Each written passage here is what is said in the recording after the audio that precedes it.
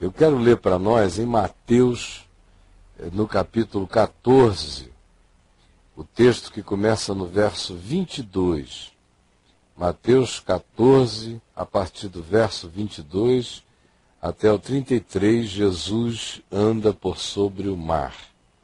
Está dito assim: logo a seguir, compeliu Jesus os discípulos a embarcar e passar adiante dele para o outro lado, enquanto ele despedia as multidões. E despedidas as multidões, subiu ao monte, a fim de orar sozinho. Em caindo a tarde, lá estava ele, só. Entretanto, o barco já estava longe, a muitos estádios da terra, açoitado pelas ondas, porque o vento era contrário.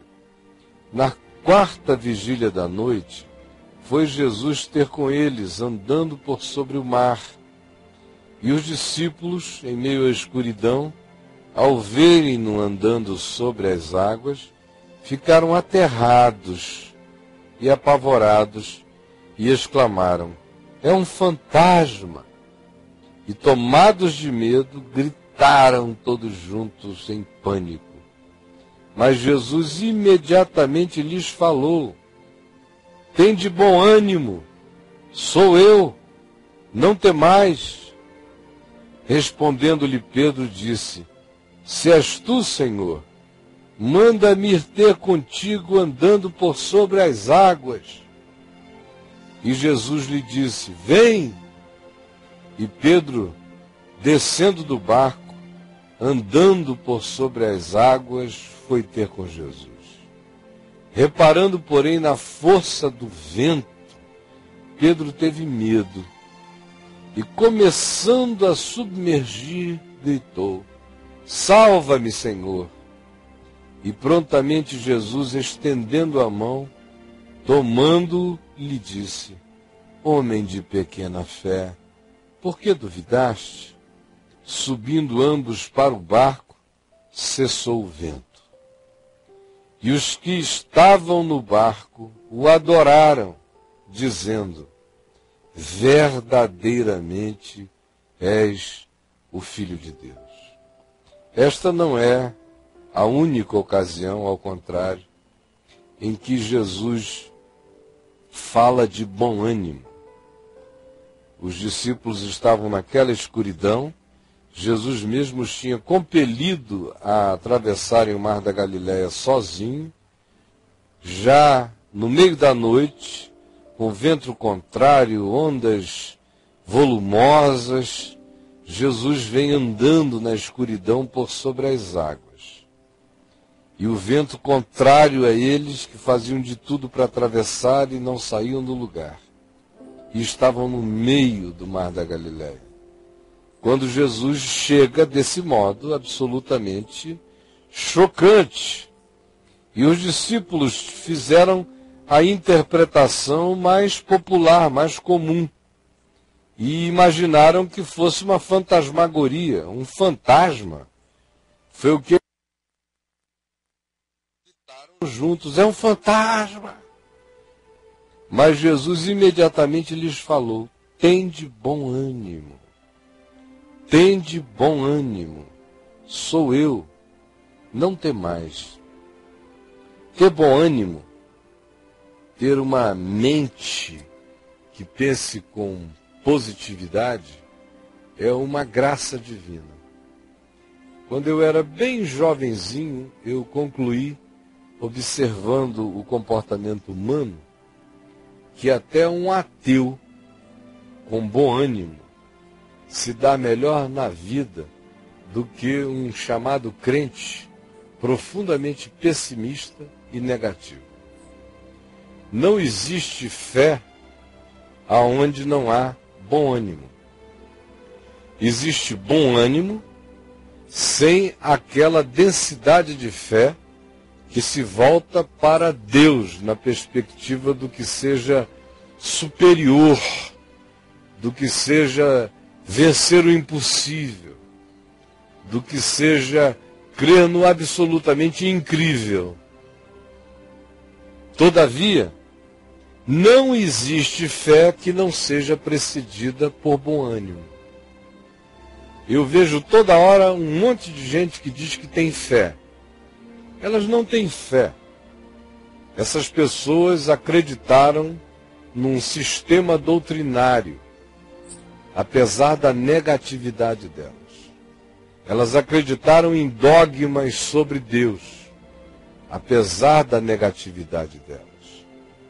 Elas se tornaram assíduas a um lugar em que se crê que pela assiduidade, pela fidelidade moral e ética e pela obediência comportamental, se alcançará alguma coisa diante de Deus. Mas elas não têm fé. Elas são apenas pessoas que acreditaram num conjunto de crenças, porque o coração delas não tem bom ânimo.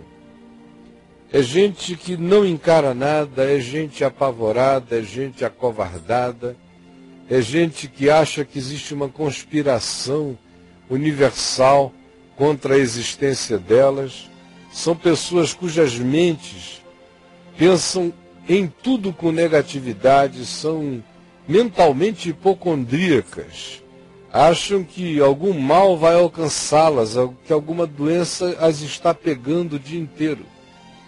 Elas saem na rua e dizem, eu serei assaltada. São pessoas que atravessam a rua com a expectativa de serem atropeladas. São pessoas que pegam um avião achando que vai cair. É gente que entra numa sociedade para fali-la. São pessoas que vão para o altar andando ali na direção daquele altar como quem anda na direção de um lugar de matança, dizendo, ai meu Deus, eu estou andando para este lugar de execução, porque o coração não tem bom ânimo. Foi por isso que inicialmente eu disse que um ateu com bom ânimo se dá melhor na vida do que um pseudo-crente sem fé e sem bom ânimo. Porque o ateu pode não ter a confissão de fé dogmática sobre Deus, nem admitir qualquer que seja a sistematização doutrinária a respeito da ideia de Jesus, de que ele morreu pelos nossos pecados, ou ressuscitou dos mortos, ou virá outra vez. Mas se ele tiver uma atitude positiva, se ele disser, eu vou sair de casa hoje, eu vou fazer tudo o que eu puder com a minha melhor força, eu não vou me entregar, ele vai se dar melhor do que aquele crente que sai dizendo, meu Deus, me socorre, porque o mundo inteiro conspira contra mim, o diabo está na esquina, os homens não gostam de mim, a vida é um horror, ai, lá vou eu encarar aquele chefe. Dá-me forças para dizer bom dia, para trabalhar com aqueles companheiros de trabalho penosos e chatos. Ai, ai e ai, Senhor, eu confio em Ti. E lá vai ele. E o ateu chega lá e se disserem a ele, ó, diga que foi graças a Deus. Ele vai dizer, não, foi graças à minha disposição de levantar e vir. Aí o crente vai blasfemar, dizer que blasfemo. No fim do dia, no fim da semana, no fim do mês, no fim do ano, você veja quem foi que produziu mais, quem foi que auferiu mais resultados, quem foi que se relacionou melhor, quem foi que gerou mais esperança funcional e coletiva no coração dos demais. Se você, crente, hiena, ha-ha, ou se o ateu, que não fez nenhuma confissão, mas a vida dele agiu com positividade, com bom ânimo. De modo que o bom ânimo é uma fé que precede a fé. O bom ânimo é fé psicológica. O bom ânimo é ânimo, como diz. Ânimos é uma dimensão da alma. É o poder da alma de voltar-se positivamente para a vida com um olhar construtivo. É a fé antes da sua dimensão espiritual mais profunda. É o bom ânimo. E Jesus recomenda várias vezes que se tenha esse estado de humor, esse estado de espírito, esse olhar, esse pensar, esse encarar, esse enfrentar a vida com essa energia. Porque aonde não existe bom ânimo, nenhuma fé crescerá sadia. Você pode, no máximo, aderir a um credo e dizer: eu creio em Deus Pai Todo-Poderoso, Criador dos céus e da terra. Creio em seu Filho Jesus Cristo, creio no Espírito Santo.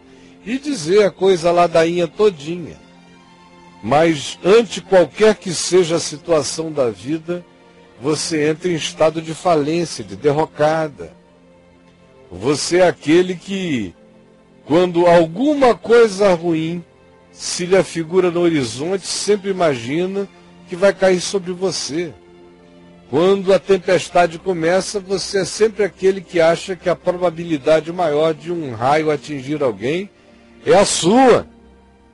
Porque o seu coração é um centro de negatividades e a sua alma está enferma de negatividade. Daí a sua fé ser no máximo um conjunto de crenças.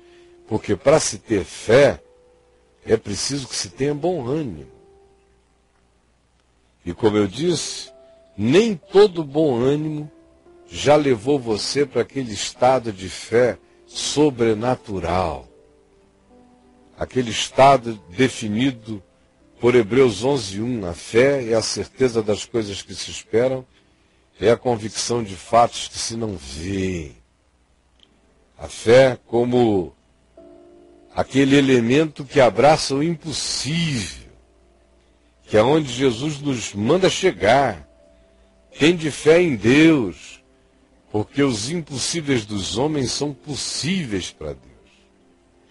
O bom ânimo, todavia, acha que ainda quando haja alguma esperança e força humana, os resultados podem ser alterados.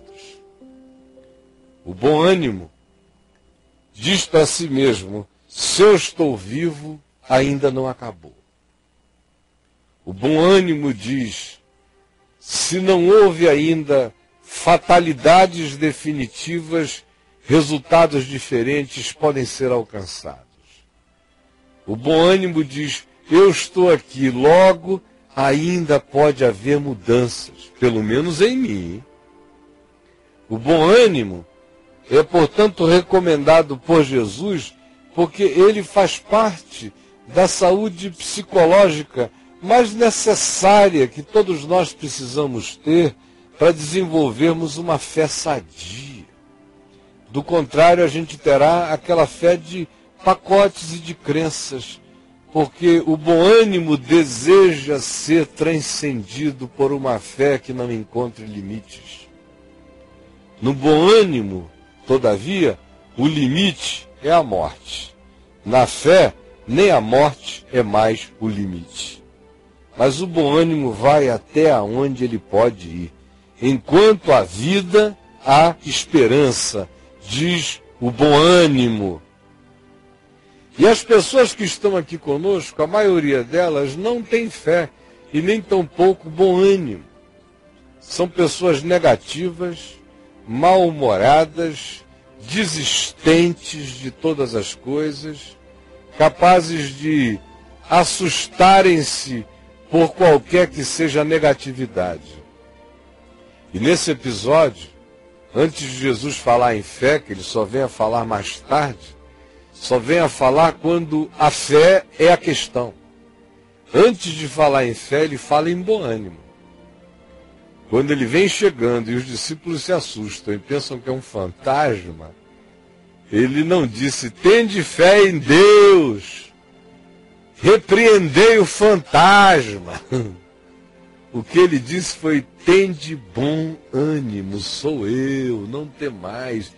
Enxerguem com as lentes corretas. O bom ânimo nos dá um olhar com uma interpretação adequada.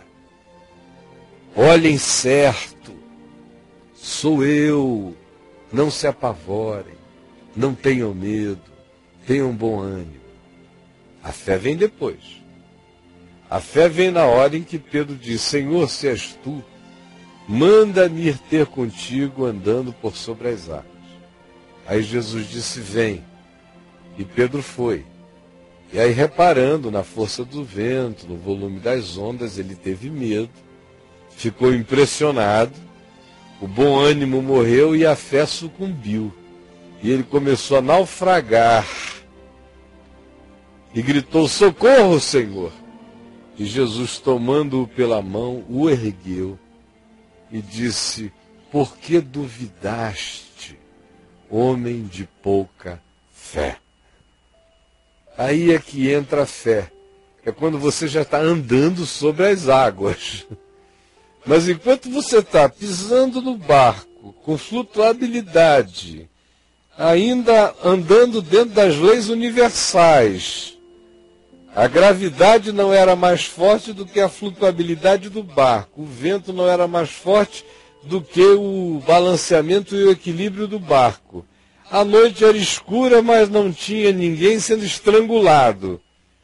O que havia era uma interpretação estranha de um fenômeno não compreendido, de modo que eles disseram: é um fantasma. Jesus não disse tem de fé, Jesus disse tem de bom ânimo. Olhem para o que vocês pensam que é uma fantasmagoria, porque a mente de vocês ganhou como impressão negativa, e enfrentem isso com bom ânimo. Bom ânimo é medicina para a nossa mente, nas negatividades do cotidiano. A fé é aquilo que alcança todas as coisas. Por isso, em toda fé existe bom ânimo, embora em nem todo bom ânimo já se tenha atingido a fé que alcança o impossível. Mas para que a fé seja sadia, é preciso que o coração aprenda a positividade de um bom ânimo. É por isso que você olha à volta e você vê vizinhos que não têm fé, mas que vivem melhor do que você.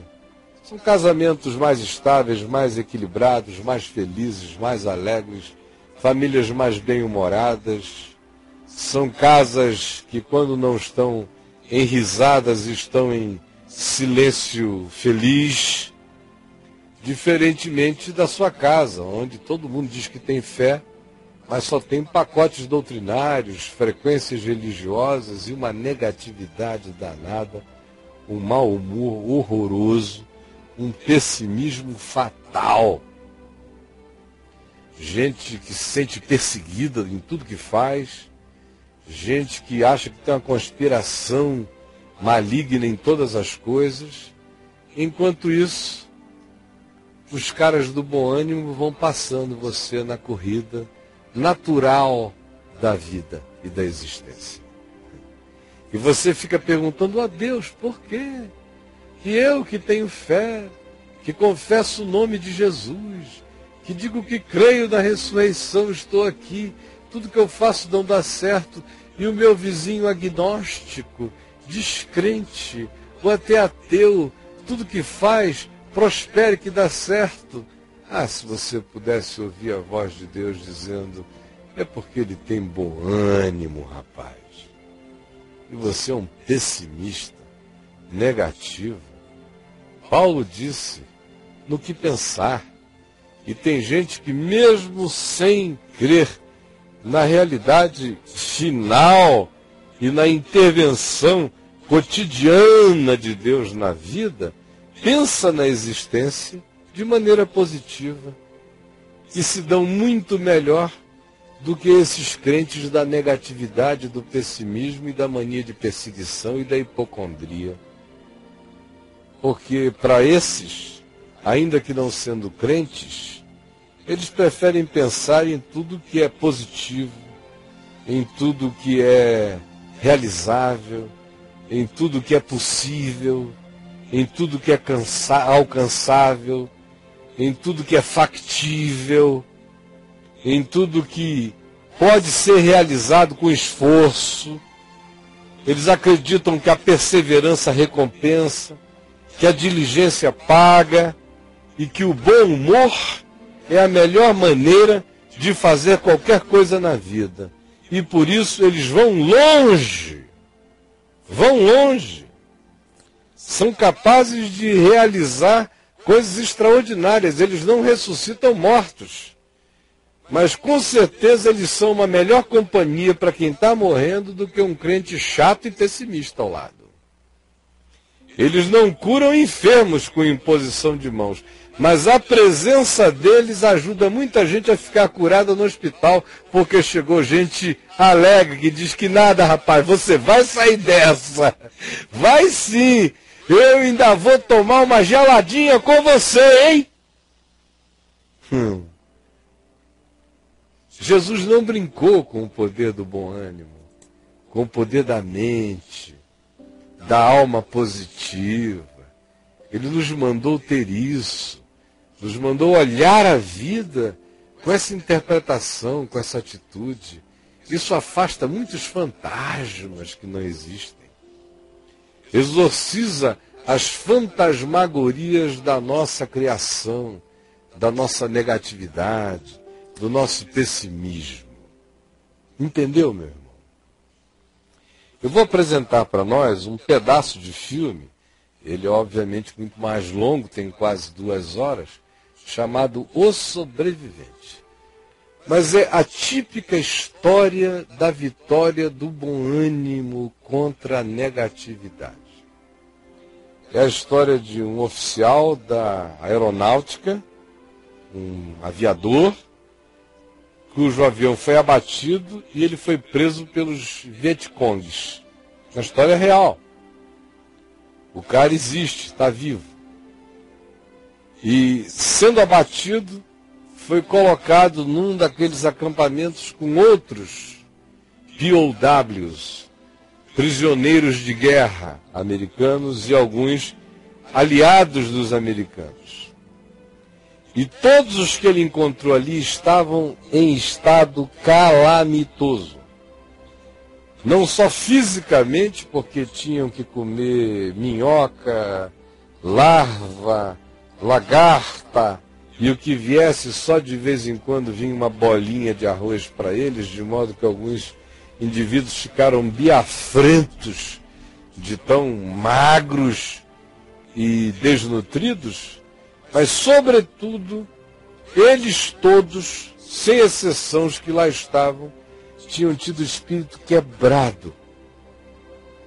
Era gente que tinha se conformado que ou eles seriam resgatados dali, ou eles iriam morrer ali, porque eles tinham medo até de desagradarem os guardas vietcongues, de tentarem escapar, como é um instinto natural de todo ser humano. Até as leis nos dizem que o indivíduo preso que seja prendido outra vez na sua tentativa de fuga, o aprisionamento pela tentativa de fuga não conta contra ele como pena que se acumule aos delitos praticados, porque é um direito inalienável da criatura humana a tentativa de buscar a liberdade. Mas até mesmo a esse direito, que é intrínseco, que é instintual, dele eles tinham aberto mão, o grupo, de tão quebrados no espírito que estavam.